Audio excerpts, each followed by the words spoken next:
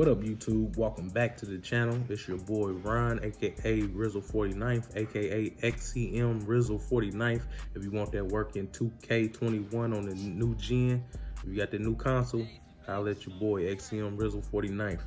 So, as you guys know, it is Vlogmas, and we have seen in the comments that you guys would like to hear a story time. So, as you probably could tell by the title, it was when your boy first get locked up. Yes, I have been to jail twice, but this time, well, this first time I was, a juvenile. I was 13. So we're gonna get into that story time. I got my Christmas drink, my holiday drink, the salted caramel Crown Royal. Happy Vlogmas. Let's get into it. So I'm gonna get, how I want to start it. So where I come from, it's a big neighborhood. Huge neighborhood. So all the kids in the neighborhood, we're friends. We all went to elementary, middle, and high school together. So it's one of those type neighborhoods. So when you do something or you hanging out with your partners and your brodies and all that, it's just, I don't know, it's like one of them mutual things to where I got your back, you got my back. It's always been like that. So getting into the first time I get locked up, I think I was probably like in the 7th grade. I was 13 years old. And I'm not gonna use nobody's name. So I'm gonna try to stick with partner, buddy, and Brody. I'm gonna stick with those names just to keep people names out of it. So it was a Tuesday. Start of the week, we on the bus going to school. My partner, buddy, and my brodies. Brodies is mixed up between probably 10 kids. So we on the bus stop, and my partner and buddy, they're going back and forth on something. Buddy is one of those kids where he lives in the neighborhood, but he don't come outside. He don't ride bikes with us. He don't hoop with us. He don't do nothing. He straight from the bus stop to the crib, and he's in the house. I can remember probably twice he came outside, but other than that, everybody else, we was outside every day. So they going back and forth on something. I don't know if it's serious. I don't know if they playing or whatever, but I'm in the back of the bus. They in the middle of the bus. So I'm not paying them no mind. We going to school. I got music class with Buddy. He don't say nothing about it. I never had really no problems with Buddy, but it is what it is. We coming back now. We leaving school. We coming back, and this is when all the action happened. So they pick up where they left off at, going back and forth in the middle of the bus. I'm in the back of the bus, minding my own business, talking to my other little brodies and shit. So we get to our stop, and Buddy get off the bus, my partner get off the bus, and all I know is when I get off the bus, I see my partner run down Buddy, trip him up, and he falls on the ground. And he must have ran, but Buddy, he's kind of overweight. He was short and chubby. And my partner, he slim, tall, fast. So he trip him up, Buddy falls on the ground. I don't know what they're saying. I don't know what's going on, but he trip him up and he's standing over him. I'm getting off the bus with my brodies. And I'm seeing this. They probably 20 feet. They probably 20 yards up. I don't know how far. It's kind of hard to explain without y'all seeing the street. But so I walk up. This is the dumb part about me. But like I said in the beginning of the video, this is what we do in the hood. So they had a problem. He on the ground, Buddy on the ground. I grab his book bag and start hitting him with the book bag, beating him up. Partner, he holding him down, kicking him, not letting him get up. And as I'm hitting him with the book bag, I look up and I see a crime watch lady looking out her window, and she's on the phone. So she's on the phone, and you can see she's not trying to hide. She's point blank in the window. So I figure she's calling the guy 4 houses down the street, and I wish y'all could see how the street is, but a guy comes out the house while the action is taking place. I'm hitting the kid with the book bag, Buddy, and my partner, he kind of holding him down, kicking him, and the dude is backing. He hop in this truck. He in a white truck. I never forget. He in a white pickup truck. He's backing out. And what made us stop is because when we first started the whole thing, Buddy was laughing. I'm thinking we like playing, like, you know what I mean? It's like, it's hard to go back to 13 again in your mind frame, because being an adult, I know that this wasn't a game, you know what I mean? But where I come from, you know, we airbox, we did everything. Like, you get hit in the nose on accident airboxing. If you got mad enough, you know, y'all fight and then y'all squash it. That's that. But, all right, so Buddy on the ground. I hit him probably one more time with the book bag. Dude, he's coming down the street now. So we mob off. We don't even spin the bend, and the crime watch lady and the dude in the white truck stop, and they helping Buddy up off the ground, and you really see he crying, he holding his stomach, he rocking and all that. So we like, shit. So we around the corner. We're going to one of my Brody's cribs. They house is first. They about to go ahead and head to the crib. So we notice once we get to Brody's crib that the pickup truck is behind us. And we're like, what's up with dude? He ain't getting out the truck, he ain't saying nothing. So me and my partner, we look like we got to lose him. So we go ahead and chuck off, we run, and we hit a alley. So my house sits off an alley and his house sits off the alley. Like, we're damn near neighbors. Like, my house is here, his house is there. I don't know if you guys can see. And then the alley shoots right through. So he's like 2 houses down. So we dips through the alley. White truck can't follow. My house is first. I go in the crib. My partner get in the crib. Now we chilling. We cool. I'm looking out the window. I don't see the white truck. Cool. So I don't know, probably an hour go by, and one of the Brodies called me, and they say, hey man, the police been over here, and they been at Buddy's crib. And I'm like, okay, you know, shit, dude, all right, he got up, we seen him walking. So keep in mind, I'm 13, so I'm like, all right, fuck it. So keep in mind, this is Tuesday. So now Wednesday, we get to school. We on the bus stop, and Buddy isn't on the bus stop in the morning to go to school. So I'm thinking either he was that fucked up or he was scared. I'm thinking he's scared. So we go to school. Now I got music class with Buddy. So as the day go on, it's time for music, and Buddy's in there. And I'm like, okay, so he didn't catch the bus. He got took to school. So damn, Buddy was scared. All right, they ain't say 2 words to him. He didn't say 2 words to me. He didn't even look my direction. All right, so we get out of music class, and towards the end of the day, I get called to the principal office. Principal say, hey, you know, there's an incident that happened on your bus stop yesterday. You know, what happened? And I'm like, I don't know what happened. What was the incident? And well, there's a kid that got hurt, and your name came up, and you was involved. And I'm like, well, I wasn't involved. It don't have nothing to do with me.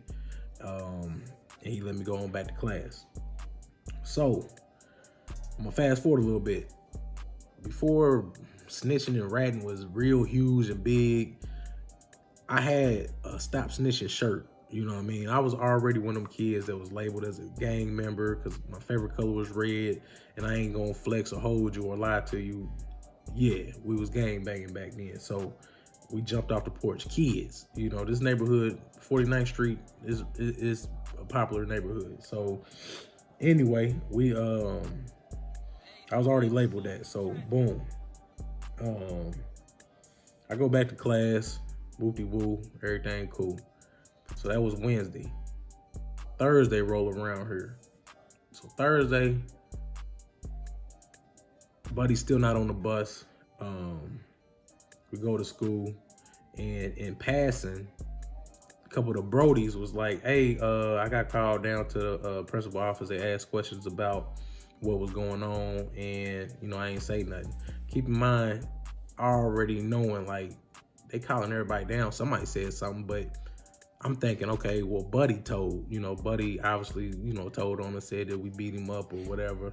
And I ain't thinking that the Brodies had nothing to do with it. So I'm like, yeah, dude probably told, probably ain't no big deal, get suspended. I done been suspended so many times that I wasn't even tripping. But all right. So Friday roll around. And this Friday is great. Like, this, woke up good. We clowning on the bus stop. We having a good time. We laughing, waiting on the bus. And then we notice that Buddy is in the car, I guess with his parent or whoever. And he's not on the bus stop with us, but he's in the car parked and they waiting on the bus. But we ain't paying him no mind. So we out there and we having a good time. It's like one of the best days ever. And I just got my hair braided, fresh, everything good. So, and I had real long hair back when I was a kid too. I mean, down there. So, we get on the bus. Buddy gets on the bus. He sits like damn near the first seat on the bus, and we in the back. We still clowning. This is where I'm taking me a drink. This is why they did us so dirty. I mean, they did us wrong, y'all. Friday, 1:50. School let out 2:30. 1:50. Get called down to the security office. I'm like, damn, well, I didn't even know we had a security office. Get called down to the security office. I'm like, oh, it's got to be with this incident. You know what I mean? So I'm walking down, knock on the door. They open up the door, instantly see my partner in handcuffs. I just did this. Told me come in, and I see the principal, one police officer, and I don't know. I'm not gonna say her name. I don't really know what her job was at the school, but she was cool with all the kids in the school, but I still don't know what she did. She didn't teach. I know that for a fact. So, cop tells me instantly put my hands behind my back. I do so, get handcuffed, and I get placed next to my partner. So, principal says that due to the incident that happened Tuesday on the bus stop, that, unfortunately, you guys will be getting transported to the juvenile correctional facility or detention facility. And I'm like, well, I ain't had nothing to do with it. My partner not saying nothing, his head down, and I'm just looking like, man, did he say something by mistake? But that's what I'm thinking. So, we sitting there, and the cop, I don't know why we sat there so long too, but we sat there for probably a good 15 minutes. I don't know if they had to do certain paperwork or what, or so, I don't know. But we sat there a good 15 minutes. Now it's time to go. And this cop was a asshole, like for real, straight up dick. So, of course it's Friday. So the cop, we on our way to the juvenile detention center, and the cops in there, yeah, man, it's Friday. You guys almost made it. And here I am taking you guys to juvenile. Whoop-de-woo, other little shit I don't remember. I was 13 at the time, so I don't really remember the whole conversation. But I just remember, like, damn, this is my first really run in with cops, and they dicks like this. So we get down there, and I really get to hear the severity of the case. So we get down there, we're getting booked in, and of course, by me having long hair, before I can really get talked to like that, I gotta take my braids out. And trust me, I mean, I had designs. It took me probably 2 hours to get them braids out by myself. Of course, they didn't help. So was it almost like your hair now? Yeah, probably so, except for just probably where it swirls right here. These was crossed up. I mean, it was a crazy design. You know what I mean? It was and it was new. It was fresh. Mm-hmm. So taking them out, finally get that done. I gotta do a drop, and I just smoked with my brodies at the basketball court, and my mama didn't know I smoked. So Oh. Do a drop. You a kid, you ain't thinking nothing of it. So you a kid, do the pee in the cup. All right, boom. Hair's out. They do my mug shot, my picture and all that stuff. And they tell me that I'm in there for battery and criminal confinement. I don't know what I know what battery is, of course, but I don't know what criminal confinement is. Excuse me. I am on this drink. But I'm like, okay. Being a kid, you're not really asking no questions. You ain't really talking. You more so like, okay, I'm locked up. When y'all calling my mama? So that's what I'm thinking. I'm not saying nothing. So get my clothes, put my little jumpsuit on, and go back to the block. They put me in the block with my partner. So I'm like, cool, at least I know somebody in there. And not thinking one time, like, damn, I wonder if my mama know or they gonna come get me. Like, none of that. So keep in mind it was 1:50. So it's probably like 3:30, 4 o'clock-ish. I know for a fact my mama's still at work, but I don't know exactly what time it is. Come find out they did us dirty again. Well, at least me. They did not let my mother or nobody know that I was in custody. No phone call from the school, no phone call from the juvenile center, none of that. And the only reason why they knew and that my mama could come up there is my sister noticed that I was not home and I was not outside. Like I said, typically we either around in the alley hooping or somewhere on one of the streets or somewhere, you know, invisible. And my sister went down the street to one of the Brody's house and try to figure out what was going on, and boom, he tell her, you know what I mean? So I think that's how the story go. I'm not 100% sure on that part. So my sister tell my mama, and my mama at work, she leaves work, and eventually that causes her to lose her job. So I feel bad about that. But at this time, you know, I'm locked up, so I'm not knowing nothing what's going on. So at this time, I think it didn't take long for me to settle in and meet new people, and we playing spades and all of that, and we just cooling. They asking you what you locked up for. I'm telling them, and you know, I'm already a big kid at that, and I ain't no hoe, so you know, typically you can notice, you know, all right, well, this dude ain't no hoe. Meanwhile, my partner ain't having the best time because, like, we was in there for a minute. We was in there for a few weeks before even going to court. So he didn't have the best time. So later on that day, probably about, and these are estimate times. I don't really know. It ain't like it's a clock saying what time is what. So I get a visitor and I'm like, okay, cool, it's my mama. I'm thinking, all right, maybe I can get out, you know. I don't know how they do it now, but for the most part, everybody I know that kid got locked up, they was able to pick them up. So mama get there, I go in, sit down, she give me some candy out the vending machine, and we talking. She asked me what's going on and why I'm in here, because I ain't never say nothing about what happened Tuesday. I was just like, we just was messing with this little kid and things got out of control, and I guess he got hurt. But long story short, I feel like we shouldn't even be in here. It was just a typical boy fight. It ain't really nothing major. Mama lays the heaviest news on me. Well, they're not releasing you to my custody. And I said, what? 2 reasons. One of them was a felony. The other one is because I had a dirty drop, and they told my mama that I had marijuana in my system. I said, oh man. So it's the look on her face, like just disappointed and all of that. And it's like, man, I really messed up. Like, I done got caught, hand in the cookie jar, I smoked. I got in trouble. I've been getting in trouble, but I never got locked up. I might have been suspended a couple days for arguing and almost getting into fights back then, because I'm not no hoe. I got bullied a lot. And all right, YouTube. So, man, we are having the worst day when it comes to recording, but we back. Let's go ahead and wrap this up. So the camera cut out.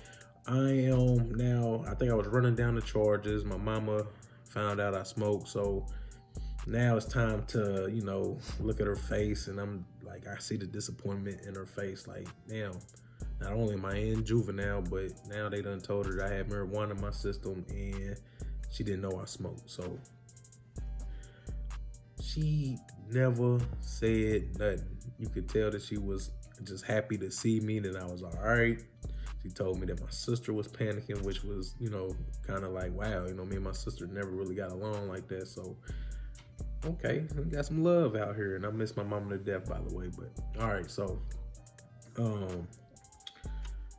I'm in there, and it's my first time. I don't know nothing, no protocols, no nothing. So she leaves. We get ready to go back to the block, and before you get back to the block, you gotta do a squat and cough. And it's pretty much a search, make sure you ain't got nothing on you or none of that. So had to do that. Craziest first experience for a kid ever. But end of the day, I learned the lesson from it.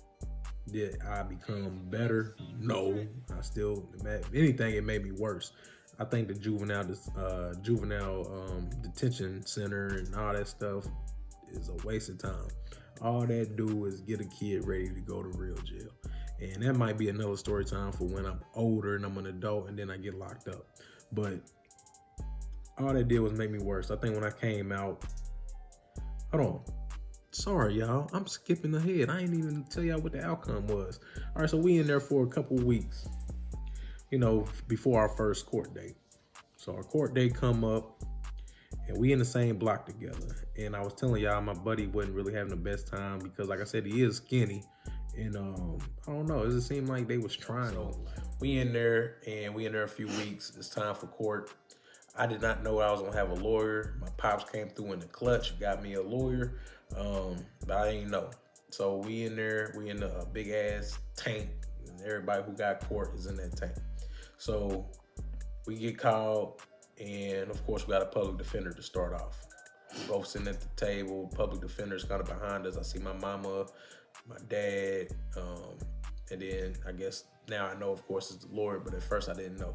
So long story short, they was about to detain us, but the lawyer that my pops got for me got me and technically my partner out too, because the public defender, even though I had a lawyer, he still had to represent him. So the judge was about to let me out and detain my partner, but the public defender was like, well, they got the same charges. It's not fair to detain one and release the other. Luckily, the judge was cool. OR, both of us out. We got out. All right, so boom. So we get out. Thanks to my lawyer, thanks to a good judge, we get out. But of course, it's not the end. So not only was we locked up for a little minute, but on top of that, we both had a 10-day suspension from school. So I was out of school for probably a good month, and when I came back to school, it was like I was a legend. And that's another reason why, it's like, I don't know, you don't really learn from your mistakes. It's almost like you get glorified, for doing wrong where I come from. So they put me on what is that called? It's not the ankle monitor, but it was like home detention. So I couldn't leave if I got caught outside. I was going back, but it wasn't no ankle monitor. Nothing. Did I listen to it? I tried to, because I didn't really want to get in trouble, put my mama through no more stress. So get out, home detention, 10 days suspended from school. The same thing for my partner. We get back, we like legends in that bitch, and pretty much we just waiting on our court date. So probably like a month go by. I don't know the exact time. I don't know if it was a month or a few weeks, but then it's time to go to court. Buddy, of course, is there. His parents. I'm there. My parents. My partner. His mama. and we go to court. We got the worst judge ever. And this judge, while you waiting, he is on every TV in the waiting room. Judge Payne, never forget him. He's the worst judge ever. And we just knew, like, damn, we're probably about to get sent to boys' school. You know, right now the charges ain't looking good. But actually it panned out thanks to my pops coming through with the lawyer. And we get out. His parents dropped all charges. Cool, that was a blessing. And there you have it. Like, that was it. That was the first time ever going. Did you ever figure out who told on you? Oh, I'm glad you said that. So during all of this, I found out that everybody that they called in, everybody, so that, yeah, the Brodies, everybody that they called into the principal office told what happened. And even made it worse, they said that it got serious when I got involved. Oh, so you was the agitator? No, not the agitator. I mean the aggressor. The aggressor. And I just shook my head and I was like, damn, man, like. But you know, that's normally how it always goes. Like when a group of kids get crawled into the principal's office and and they be like, yeah, they called me and I was like, I ain't know what happened. But if it was a camera in there, they'd be like, yeah, because I saw it and they was there and they did it. It's so crazy how telling's been around so long. And I'm young, you know what I mean? But back then, like, of course, it's snitching on a different level. You in the streets, but as kids, you know kids telling. But from where I come from, that wasn't solid. You can't sit here and be in my face after being from a little kid in elementary school to now we teenagers and y'all still telling. And I ain't gonna lie, it kind of put a strain on me and one of my brodies' relationship because we used to stay the night at each other's houses, like everything. And as far as me and my partner, we kind of lost contact once we got, I think he ended up moving. Him and his brother, he actually a twin. They moved away. So that's probably why we lost contact. But I recently found him on Facebook. I was gonna send him a message, but I don't know which one is which. Ain't that crazy? They twins. I don't know which one is which. I was gonna send one of them a message and be like, you know, remember what that time we got locked up together? Do you even remember me? And he'd be like, nah, bro, that was my brother. Yeah, I know, right? But at the end of the day, man, that was definitely a life experience. Blessings came out of that. And as far as Buddy, we didn't have no problems after that. I bet you didn't. Unfortunately, well, I was about to say, when I say problems, I mean like we almost became cool. Oh, okay. It was almost a cool moment, but they put me out of music class. So got locked up, get out, home detention, 10 days suspension from school, get back to school, and I can't even go to music class anymore. I had 2 gym periods, which I was happy with that. Believe me, I loved playing basketball back then.